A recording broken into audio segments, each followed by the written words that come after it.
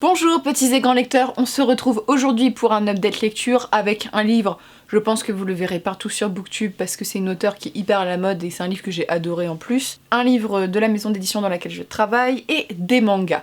Donc on va commencer par le livre dans la maison d'édition où je travaille, un livre qui est disponible en librairie parce que vous savez, je vous avais expliqué que Nouvelle Plume, c'est 9 mois chez France Loisirs en exclusivité et après disponibilité en librairie. Le tome 1 vient de sortir en librairie, le tome 2 est actuellement chez France Loisirs. Donc il s'agit du Stream de Amandine Peter. Alors le Stream, c'est une série qu'on pourrait classer de young adulte, même si vous pouvez le lire en étant adulte, parce que quand je l'ai lu, les éditrices qui m'ont dit bah en fait c'est en young adulte. Ah je fais oui, mais ça aurait pu être en adulte aussi, ça me choquait pas plus que ça. Alors, c'est une couverture, c'est un peu... on sait pas de quoi ça parle, vous voyez, ça, on sait que ça a un rapport avec de l'eau. En fait, on suit Nina, qui vit sur une île, qui s'appelle Woda, on sait pas où c'est pas clair, on sait pas si c'est une île imaginaire, tout ça. Nina, elle a plutôt la vie cool, c'est une belle fille, qui a un prétendant, genre il y a son meilleur ami qui lui tourne autour, mais tout le monde sait qu'ils vont se marier ensemble. Malheureusement, elle a quand même une vie pourrie dans un sens, ses parents sont morts en mer il y a très longtemps et elle a dû élever son petit frère Como qui a maintenant 8-9 ans et donc elle est élevée par la directrice un peu de la cité, voilà, la dame qui gère la cité. Nina, elle est streameuse, c'est-à-dire qu'elle travaille dans le stream. Le stream, c'est l'espèce de courant d'eau qui est la source majeure d'alimentation en électricité, en ressources de cette île. Le stream, en clair, c'est un peu leur seule source de survie. Un jour, elle fait sa petite descente, elle met sa combi, elle saute dans la flotte, elle fait « Ouh, c'est super !» tout. Et elle se fait aspirer. Elle voit que le stream il la refuse, il y a un truc qui va pas, personne ne la croit parce que le stream il va bien, je veux dire c'est un peu leur dieu, tu vois, à moitié, il peut pas y avoir de mal, elle y croit pas, elle essaye de se plaindre, personne la croit, sauf un homme qui s'appelle Fury, qui est un peu plus âgé, je crois qu'il a, parce que Nina elle a bien 26 ans, moi je l'imaginais 26 ans, Fury doit avoir une trentaine d'années, c'est un ancien streamer, genre c'est le meilleur mais il a un peu tombé dans la bouteille parce qu'il y a eu un accident avec un de ses coéquipiers il y a des années. Le mec est pas très sympathique quand tu le vois la première fois, mais il est quand même beau, donc tu sens le truc qui arrive, histoire d'amour, tout ça, qui est plutôt sympa. Et ils vont enquêter pour savoir est-ce que le stream est dangereux. C'est une série qui est hyper sympa parce qu'elle est hyper originale, c'est-à-dire que tout ce qui était stream, même que ça se passe sur une île, moi j'ai trouvé ça super. Nina c'est une fille hyper féministe, elle se laisse pas marcher sur les pieds, elle a deux hommes qui lui tournent autour, mais c'est elle qui décide ce qu'elle fait, voilà, il commence pas à lui chercher des noises. Il y a un peu de sensualité, il y a 2-3 scènes un peu, tu te dis, oh, la young adulte, c'est pas non plus 50 nuances degrés, même si 50 nuances degrés, je sais pas si vous l'avez lu, mais vous êtes quand même déçus quand vous lisez le truc parce qu'elle est totalement tarée dedans. Mais voilà, c'est un livre qui est entre deux eaux pour ça, au niveau des âges, et j'ai beaucoup aimé l'histoire parce que voilà, c'est original, le petit frère a une importance hyper grande, ça te montre aussi, c'est très écologique je trouve, comme c'est un peu une fable écologique dans un sens, la fin du tome 2 est en mode « What ? Qu'est-ce qui s'est passé ?» Donc le tome 2 c'est à peu près la même couverture avec une couverture orange, j'essaierai de vous la mettre là, que j'ai toujours trouvé aussi bien que le premier. C'est des livres qui sont assez courts, voilà, donc c'est hyper original pour ça, avec des personnages attachants, et un point de vue un peu féministe, et c'est toujours plein de rebondissements, c'est pas trop où l'auteur veut nous mener, voilà, au début, parce qu'il y a plein de choses qui se passent, après je vais vous spoiler tout, donc ça sert à rien, je vous laisse découvrir. C'est des romans qui sont pas très très chers, s'il me semble, c'est moins d'une vingtaine d'euros.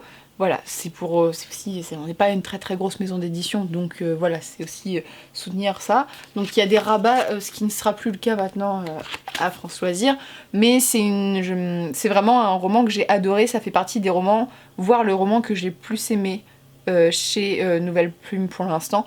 Donc voilà, c'est une très bonne série, un peu, voilà, science-fiction, fantasy.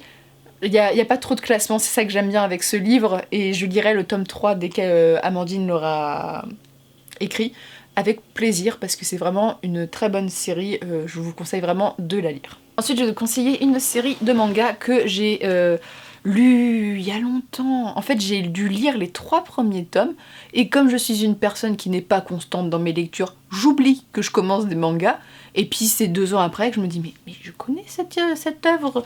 Et en plus, ce qui est con, c'est que j'ai lu ce manga quand il venait de sortir, donc en fait, quand personne ne le connaissait, maintenant il y a eu une adaptation animée de 12 épisodes, il me semble, que j'ai commencé à regarder. Donc je vais essayer de vous les mettre à l'endroit parce que j'ai un peu craqué, j'en ai acheté 6 d'un coup. Donc je vous présente Devil Lines, donc je vais vous les présenter un par un. Donc le tome 1, le tome 2, le tome 3, le tome 4, le tome 5 et le tome 6. On sait tous compter jusqu'à 6, on est content. Je vais vous montrer le tome 1 parce qu'après ça fait un peu lourd. Donc de quoi ça parle Devil Lines? C'est une histoire de vampire. Oula, moi qui n'aime pas Twilight, mais j'aime bien Anne Rice, donc ça devrait aller. C'est une histoire que j'aime beaucoup pour plusieurs points. On suit une jeune fille qui est à peu près elle est un peu plus jeune que moi, elle doit avoir 19-20 ans, qui est à l'université, une fille plutôt intelligente. Elle est jolie. Mais soit elle est jolie, mais c'est pas non plus une fille avec des énormes seins, une bombe sexuelle japonaise, vous voyez. Elle est jolie. Elle est hyper intelligente, elle s'en sort bien dans ses études, tout va bien pour elle. Elle a un mec qui lui tourne un peu à côté, puis elle est plutôt flattée parce qu'il est mignon tout à la fac. Et un jour, elle rentre chez elle est dans le métro, puis elle voit ce mec. Il a pas l'air très sain sur lui. Elle se dit putain, c'est un stalker, je me sens pas très bien. Donc son pote la ramène jusqu'à chez elle, il essaye de la draguer, sauf qu'en fait son pote est un vampire et il essaye de la bouffer. Donc Anzai intervient, lui casse la gueule, pas à la fille mais au mec, et lui dit je te ramène chez toi parce que t'as failli te faire bouffer par un vampire. Et il y a plein de vampires qui attaquent, parce que c'est un monde où on sait que les vampires sont présents. Ils sont un peu dangereux parce que les vampires, même s'ils ont envie d'intégrer la société, il y en a certains qui sont mariés à des humains, ils pètent facilement des câbles, dès qu'il y a du sang. Par exemple, si tu veux te reproduire avec un vampire, t'es obligé d'avoir un médecin dans la chambre avec toi, ce qui est vachement romantique comme situation. C'est super. Donc voilà, on est quand même dans un peu une ségrégation, vous voyez, entre vampires et humains. Et Anzai va vite tomber amoureux. En fait, ils vont vite tomber amoureux. Et c'est plutôt bien fait parce que c'est pas comme Bella qui voit Edward et qui fait « Oh mon dieu, il est trop beau !» Non, là, c'est vraiment quelque chose de plus sensuel et de plus... Il y a un truc entre eux. C'est un couple que j'aime bien. Anzai est un mi-humain, mi-vampire. Et c'est un peu une arme de combat. Et donc, on va suivre elle qui va connaître tout ce monde avec des vampires, comment elle doit gérer sa relation, parce que elle veut tout faire pour lui, hein. C'est un peu comme Bella, mors-moi, bois mon sang.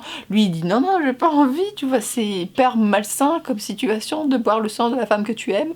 Et lui il a peu du mal notamment avec ses pulsions sexuelles, parce que c'est un roman, c'est pas un shoujo, c'est un... Je sais plus comment on dit, parce qu'il y a shonen et... Comment on dit pour les femmes?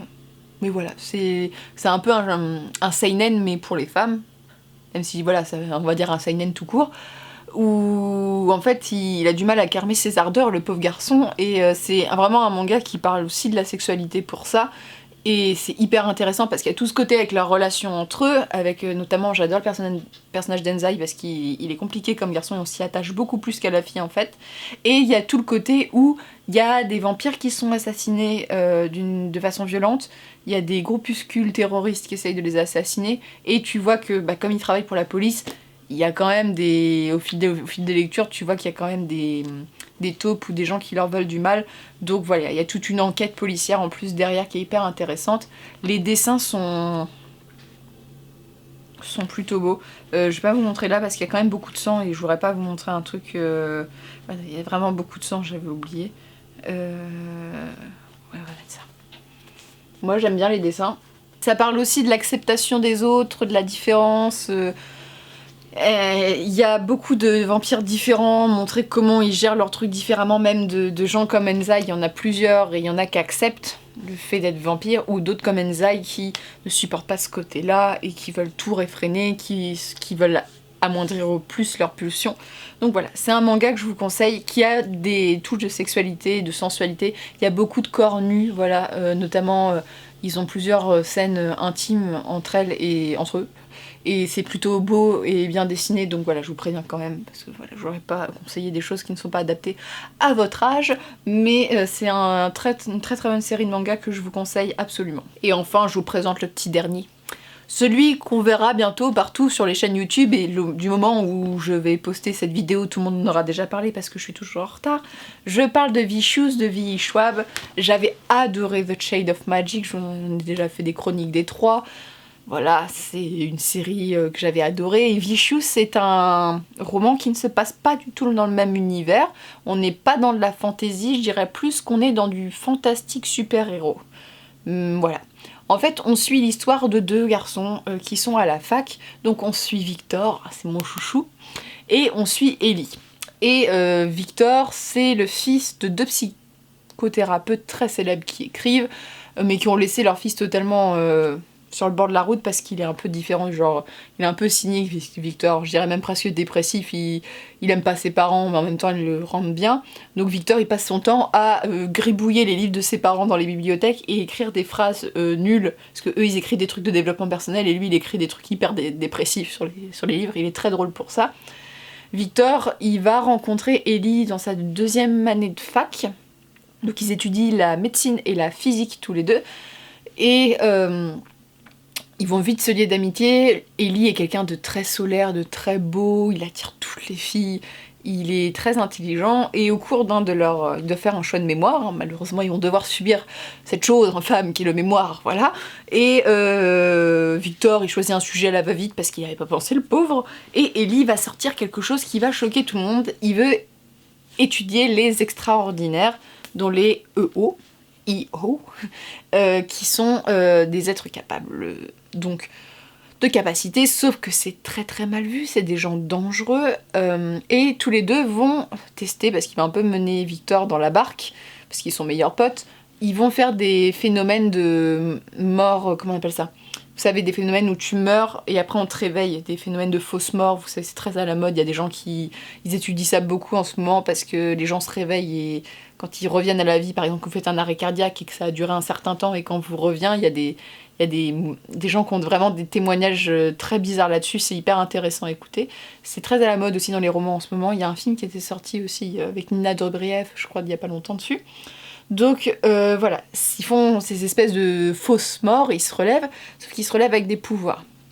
Donc Ellie en fait se dit, bah mon mémoire c'est bien ce que je pensais, c'est l'adrénaline et les phénomènes voilà, de fausses morts qui font que ça crée des pouvoirs. Et en fait Victor va se réveiller avec un pouvoir pas très sympathique. Il peut contrôler la douleur des gens, donc la diminuer, mais aussi la donner en fait. Il a un truc avec la douleur.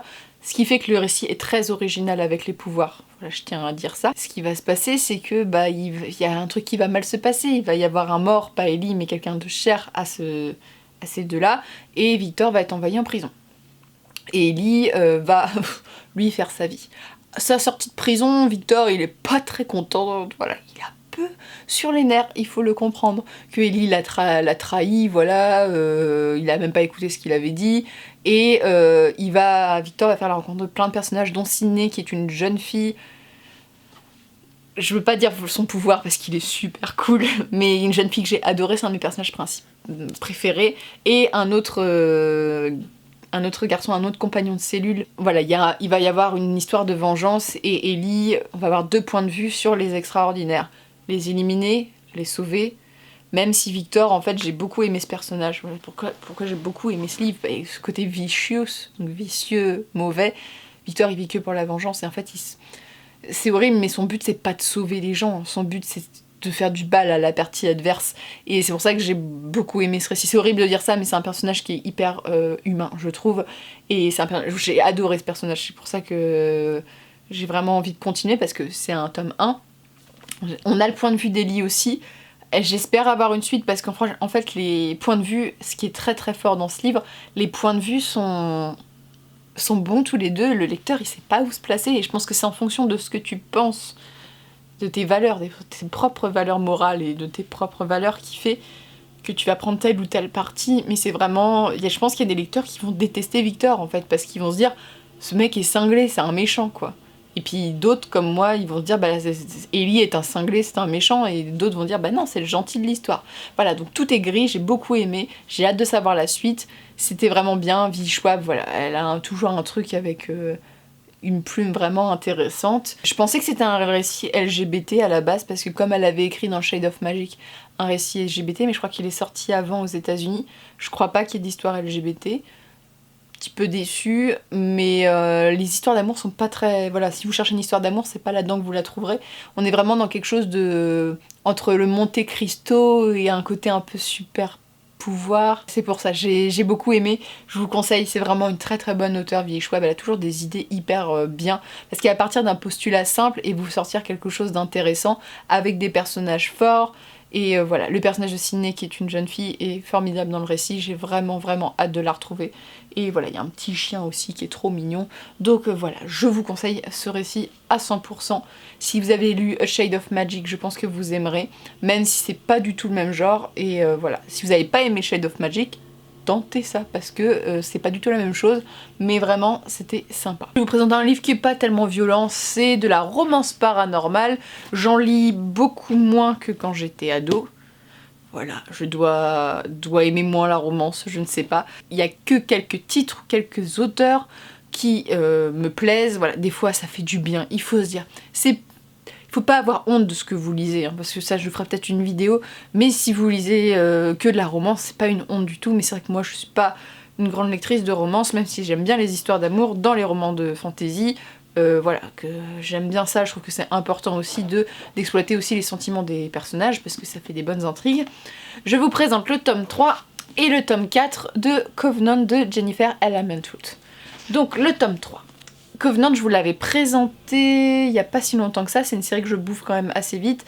Jennifer L. Armentrout, c'est celle qui a écrit Onyx, Lux, la série Lux, que j'avais beaucoup aimé, c'est une série paranormale. Là, on est dans un univers, dans le premier tome, qui me rappelait beaucoup Vampire Academy, donc une série de livres que j'avais lu ado, où on suit une jeune fille qui revient au Covenant. Sa mère l'avait embarquée là-bas, sa mère est enlevée, on sait pas ce qu'elle devient, et le Covenant, c'est une espèce d'île où sont parqués les sangs purs et les sangs mêlés.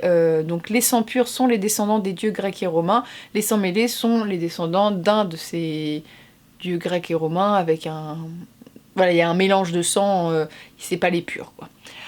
Dans ce monde, la particularité, c'est que les sangs purs et les sangs mêlés ne doivent absolument pas se reproduire, sinon sont punis, c'est-à-dire que déjà les sangs purs, bon, eux, ils sont pas trop punis parce que c'est des purs, ils font un peu ce qu'ils veulent, mais les sangs mêlés sont envoyés en esclavage, ils travaillent comme domestiques et sont soumis à ce qu'on appelle l'élixir. C'est un espèce de liquide qui vous rend totalement... voilà, tu fais tous les ordres, t'as plus de cerveau, quoi. On suit Alexandrie, les papillons de ma jeunesse, voilà, Alexandra, c'était une blague de très mauvais goût, voilà, j'ai très honte, qui a 17 ans, qui a vécu avec sa mère, donc loin de tout ça, jusqu'à ce que sa mère soit transformée en démon. Voilà, il y a des démons dans ce pays-là, et Alexandra est vite rattrapée et remise à sa place. L'histoire se passe, il y a une belle histoire d'amour entre Alexandra et Hayden. Hayden, c'est un sang pur qui... donc ils n'ont pas le droit de faire, vous savez ce que si vous avez suivi le résumé, ils n'ont pas le droit de coucher ensemble. Il y a une très belle histoire d'amour pour ça, c'est son entraîneur, il y a un petit côté Vampire Academy pour ça. Hayden, c'est quelqu'un de droit, de fier, et voilà, faut faire comme ça, un petit côté militaire, mais attachant. Moi je l'aime bien, Hayden. Petit côté séducteur, on l'aime bien, il est plutôt beau gosse. Et Alexandra va rencontrer Seth. Alors Seth, c'est le surfeur, le kéké pour moi, c'est-à-dire qu'il est blond, magnifique, majestueux, toutes les filles lui tournent autour, parce que c'est l'Apollyon, l'élu, celui qui est plus fort que tous les sangs purs, même si c'est un sang mêlé, c'est un peu l'élu, the chosen one, le Harry de l'histoire. Mais Harry, il a des petits problèmes psychologiques, et notamment dans ce tome 3, Harry, t'as envie de le... Voilà, comme ça, exactement. Seth m'a vraiment tapé sur les nerfs, mais en même temps c'est la volonté du livre. Donc Alexandra va être la deuxième Apollyon, parce que normalement il n'y en a qu'un par génération. Là il y en a deux, et en fait dès qu'elle va être réveillée, une espèce d'éveil, elle va devenir plus qu'un avec Seth, c'est-à-dire qu'en plus d'avoir des sentiments qui vont être totalement faux parce que ça va arriver d'un jour au lendemain, elle est hyper amoureuse d'Hayden, c'est l'homme de sa vie, mais voilà, l'Apollyon va faire que elle va tomber amoureuse de Seth alors que voilà, ils sont amis, mais même si lui veut faire des choses, elle est pas du tout d'accord. Et surtout, il va puiser dans ses forces et devenir le tueur de dieux, donc c'est-à-dire que Seth va devenir plus fort que les dieux. Voilà, la statue d'un dieu romain et grec. C'est ça l'histoire. Alors, je veux pas tout vous spoiler, mais sachez que dans ce tome 3, c'est la merde à la fin. C'est-à-dire que la fin est j'ai mal. Donc c'est pour ça que le tome 4 est sorti, je les ai achetés en même temps parce que j'avais vu sur internet que c'était difficilement supportable. On a un parti pris de l'auteur, il y a les méchants qui se dessinent et on n'était pas prêt à ce que ça soit eux, véritablement. Alexandra va beaucoup souffrir, il va y avoir énormément de morts, il y a un mort dans le tome 4, j'avais mal au cœur, voilà. Alors c'est une super bonne série, il y a beaucoup de références à la mythologie, c'est hyper original pour ça au niveau de l'univers. Alexandra, c'est une personnage type de romance paranormale, badass, jolie, qui est un peu l'élu, elle fait pas comme tout le monde parce que voilà, t'apprends des choses dans ce tome-là, mais pas tout à fait normal. Elle a la recherche de son père aussi qui va être hyper intéressante dans ce type de livre. Donc le tome 3, c'est lu comme une lettre à la poste, moi j'aime beaucoup, c'est un moment de détente, ça casse pas non plus trois pattes à un canard, ça n'a pas un style littéraire de ouf, mais en clair, moi ça me plaît, donc voilà, tant que ça me plaît, c'est ce qui compte. Et la fin est catastrophique, la fin, tu te dis, j'étais dans le métro, je peux vous raconter, et les 100 dernières pages, j'étais comme ça. Donc les gens en face de moi ont dû se dire mais qu'est-ce qu'elle a cette folle, elle va pas bien. Mais c'était à moitié si j'avais envie de jeter le livre dans la rame. Mais ça ne se fait pas au niveau de la politique sociale. Donc je l'ai retenu et j'étais chez moi en train de fulminer comme un enfant parce que je n'avais pas la fin que je voulais. Donc je me suis jetée sur le tome 4 en voyant au début du tome, et ça c'est un peu le truc qui me chagrine. Mon ordinateur se réveille, tant mieux. C'est marqué, l'éternité c'est compliqué, bon ça c'est une autre histoire, mais c'est marqué, la nouvelle Élixir vous révélera tout, donc une nouvelle qui sera disponible au mois d'avril 2019. Nous sommes au mois de mars, il est sorti au mois de mars je crois. Ce qui est dire que j'ai lu ce livre 4, où t'as la fin du 3, t'as le début du 4, et il y a des trucs de ouf qui se passent, et on te balance comme ça. Tu dis mais qu'est-ce qui s'est passé? Puis en plus ils disent, je peux pas vous dire ce qui se passe, mais t'es vraiment en mode, mais il me manque un morceau de livre là, je comprends pas, et puis pourquoi? Et en plus je trouve que ça va retirer, d'avoir publié la nouvelle après, ça va retirer un côté important. Alors pour une stratégie éditoriale, ça peut paraître nul dans le sens que on n'a pas le milieu du livre, mais en même temps t'as envie forcément d'acheter le livre parce que tu vas faire le pigeon et tu vas l'acheter, donc c'est une bonne stratégie en ça. Mais c'est vrai que j'étais un peu en mode d'accord, bon, ça se passe ça. Nos émotions elles sont éprouvées, hein. Je peux vous le dire, j'étais en mode, mon cœur, j'étais un peu en mode je lis une romance tranquille, voilà, avec des dieux grecs et des dieux romains et puis des sangs mêlés, et là je me retrouve à avoir le cœur qui est en mode je veux pas avoir mal quoi. Donc voilà, c'est hyper intéressant, beaucoup de morts dans ce récit-là, beaucoup de questions qui sont soulevées. Alexandra devient très adulte, je trouve que elle va avoir 18 ans là, 19 ans, je sais plus. Et elle va vraiment rentrer dans un âge où elle va plus prendre des décisions. Il y a une question qui est liée au sacrifice, et c'est une question que j'aime beaucoup parce que c'est une question qui est soulevée dans Harry Potter quand Harry décide de se sacrifier pour la majorité. Cette question est soulevée là-dedans et on lui apprend que le sacrifice n'est pas forcément la bonne solution, et je trouve ça très très beau. C'est beaucoup plus sexuel ce tome 4, parce que là il y a un petit peu de fesses, voire beaucoup, t'as l'impression que les personnages copulent à peu près la moitié du roman. Il y a la fin du bon, mais faut quand même penser à se reproduire, hein, parce que voilà. Donc des fois je suis un peu en mode oui, c'est intéressant qu'ils copulent, mais moi j'aurais avancé dans l'histoire, vous voyez, c'est pas... Après moi c'est un moment ça me saoule, on va dire, mais c'est juste ce moment-là qui me dérange. Alors c'est très... J'aime bien les histoires d'amour, mais quand les personnages disent à haute voix je t'aime, tu es la femme de ma vie, machin, à un moment c'est bien une fois, mais par contre quand on te le répète 15 fois dans le roman, je suis un peu saoulée, hein. Donc, mais c'est de la romance, donc je sais que ça fait partie du jeu. Mais voilà, c'est pas un véritable contre-argument pour ne pas lire le livre. Mais ouais, ça... C'est très beau, il y a un retour dans les enfers, on croise Perséphone, on recroise des personnages qui sont morts. Vous savez que j'aime Perséphone? Allez voir ma vidéo sur leur Olympus, je fais de l'autopromo, mais voilà, c'est un personnage avec Hadès que j'aime beaucoup. Beaucoup de dieux rentrent en jeu, il y a Hermès, Hadès, Arès, Perséphone, Dionysos, il y a des références à Zeus aussi. Donc voilà, les dieux vont un peu prendre leur position. Normalement, souvent elles fonctionnent par 5 tomes, donc j'espère qu'il y aura que 5 tomes, ça fera 5-5. J'ai hâte que ça se démêle, qu'on ait la suite, et j'ai un petit peu peur parce que même s'il y a des personnages que j'aime pas, j'ai pas envie que la mort soit la seule solution à leur problème. Donc voilà, je vais voir ça, mais c'est vrai que l'auteur a pris un peu ses balls, ça les a posés et a dit au lecteur, bah voilà, ça se passe comme ça, t'as pas le choix, même si t'es triste, et bah ça sera comme ça. Et voilà, je trouve que c'est en ça que c'est une bonne romance, parce qu'il y a quand même un contexte, il y a de la guerre, il y a tout ça, t'es pas que dans le mielleux, on va dire, autour, même si dans le tome 4, on est plus dans... Je trouvais qu'il y avait quand même beaucoup plus de moments romantiques pour ça. Mais voilà, faut bien qu'ils s'épanouissent entre amoureux, hein, parce que voilà, c'est quand même une romance paranormale à la base, et qui est assez originale, donc je vous la conseille si vous êtes intéressé par ce genre. N'hésitez pas à me dire ce que vous en avez pensé, ce que vous avez lu. Si vous avez d'autres séries de romances paranormales à me conseiller dans ce genre-là, je veux pas de séries new adultes contemporaines, je veux vraiment des séries avec un contexte paranormal, créature fantasy. Je n'aime pas du tout le new adulte, j'arrive pas à accrocher, ça ne m'attire pas du tout. À part, j'avais bien aimé With You, mais c'est parce que t'avais le côté procédure judiciaire autour, mais c'est vrai que c'est pas trop mon truc. Donc si vous avez des conseils, voilà, s'il y a des lectrices ou des lecteurs qui sont un peu voilà, là-dedans, n'hésitez pas à me dire, et je vous souhaite de très bonnes lectures et une très bonne journée.